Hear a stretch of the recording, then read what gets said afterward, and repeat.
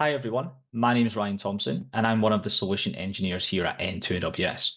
In today's tutorial, I'll be showing you how to install and configure N2WS backup and recovery on AWS.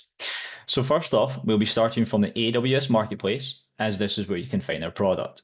Simply search for N2W and press search. This will provide all the product editions that we have to offer. And if you do want to find out more about each edition, then head over to n2ws.com/pricing. So all in all, the installation is the same for all versions. For today's video, I will be selecting the free trial / bring your own license edition. But before we start configuring the instance, I want to create my IAM policies and my IAM role, as these will be used to give the N2WS instance access to perform its operations. You can actually find the default permissions on one of our knowledge base articles, as you can see here. It's called Required Minimum AWS Permissions and Roles for CPM Operations. It has the instructions of how to create the policies and roles here. And if you scroll to the very bottom, it has an attachment file. So this is a zip file, and this contains all the permissions for each edition. I've already got these downloaded, as you can see here. You've got your advanced, your enterprise BYOL, your free edition, and your standard. Simply open up the three policies for your edition.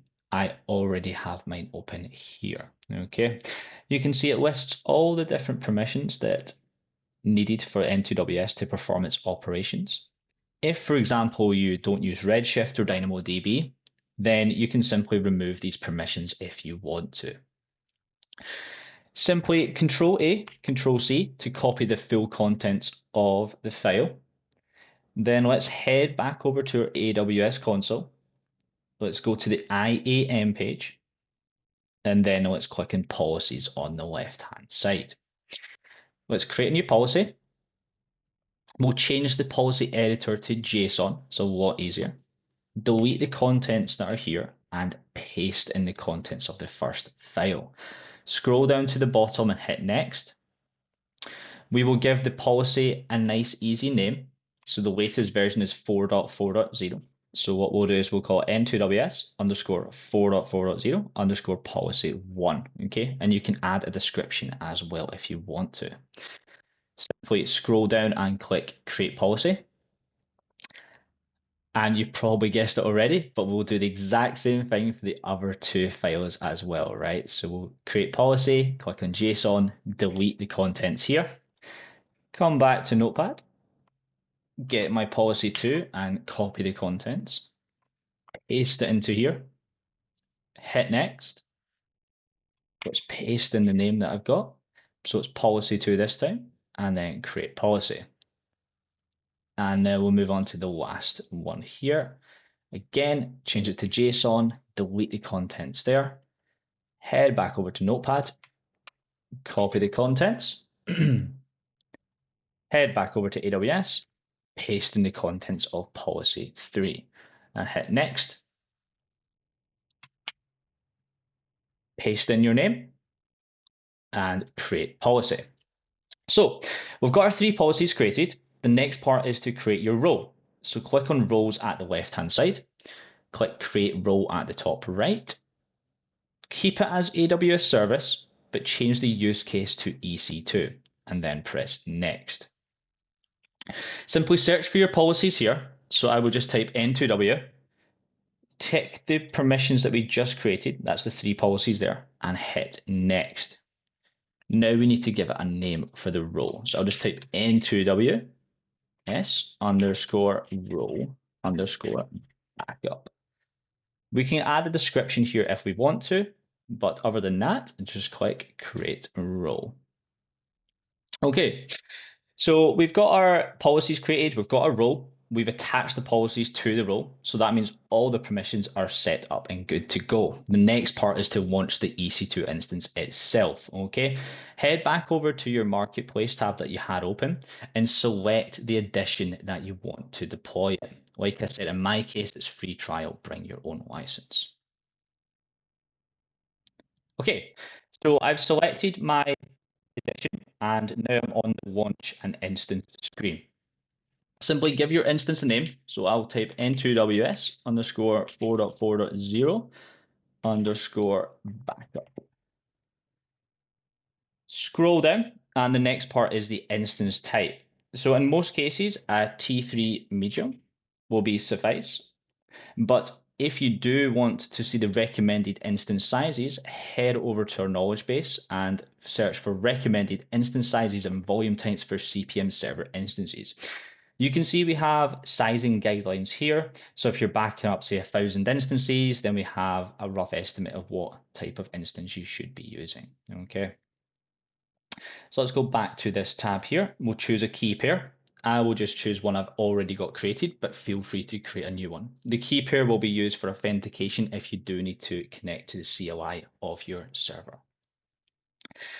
Under network settings, select your VPC, your subnet, and also a security group as well. I will just select this security group here. You need to make sure it has port 443 and port 22 open. Okay, 443 is for the web console, and port 22 is if you require to SSH into the server. For storage, this is for the root volume. Keep it as 30 gigabytes, but change the type to GP3 as it's faster and cheaper.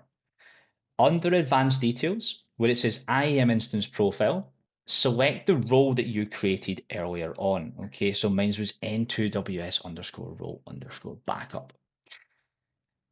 You can also turn on termination protection if you want. So this protects you from anyone accidentally terminating the instance. In my case, I will turn this on, okay? So I will enable that there. After you've done that, simply hit launch instance.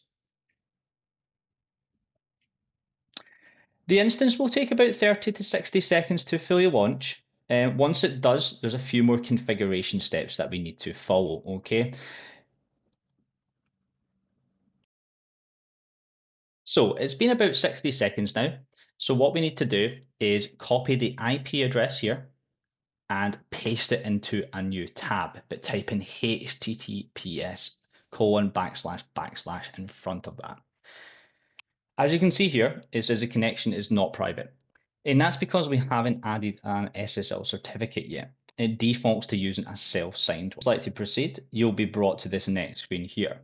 So this is a security precaution. It's asking for the instance ID, and we can get that from your AWS console. Simply head back over, press the copy button, come back over here and paste that into here. Simply hit next. And this is your terms and conditions. So if you can read all the way through that and then press I read the license terms and I accept them and then press next. This is where you can select your license. If you're doing a free trial, keep it as that. If you already have a license, then you would choose this account is already licensed. The username is your root admin username. I will keep it easy and call it admin. The email address is used for notification purposes. I will simply type in my own email address here. And your password is the password for the root account. Okay. So I will type mine in there. Simply hit next. Now we need to select a time zone. This is a time zone where your server is running in, okay? And for each schedule you create in the tool, you can select their individual time zone as well, okay? So this is just the time zone in which your N2W server is running in. I will choose Britain for mine, as I am based in sunny Scotland. Under choose new or existing volume, I will create a new data volume, but if you were going through the upgrade process and already have a server, you could choose to use your existing volume here. I will select auto backup data volume, leave this as default. This means that once the server is configured, it will automatically start backing itself up, which is very, very nice indeed. I'm not using a proxy. I'll keep that as disabled and I'll hit next. On this next screen here, there's a few more options that we have. So the default is 5 gigabytes, but I would always say at a minimum, configure it to 10 gigabytes, okay? EBS volume type, GP3 is absolutely fine to use, so we'll keep it as that, and you can encrypt your data volume as well if you want to, okay? Keep the port as 443, and you can add your custom SSL certificate here if you wanted to, okay? And in terms of a non-intrusive reports, you can keep this as allow or you can disallow this. This is completely up to you. It gives you a little synopsis of what the usage reports actually is. Simply hit next. Type in your details if this is the first time registering the system. So type in your name, email address, company, country, and zip code here. You don't need to type in your reference code. I will simply tick, I will register later. Hit configure system. So it'll probably stay on the screen for about 2 to 5 minutes. Once it's done configuring the system, it will directly take you to the login page. Once you're on the login page, you can log in and you can start to begin to use N2WS backup and recovery. So we'll see you back in a few minutes. Okay, perfect. So that has been a couple of minutes and now we can log in to the tool.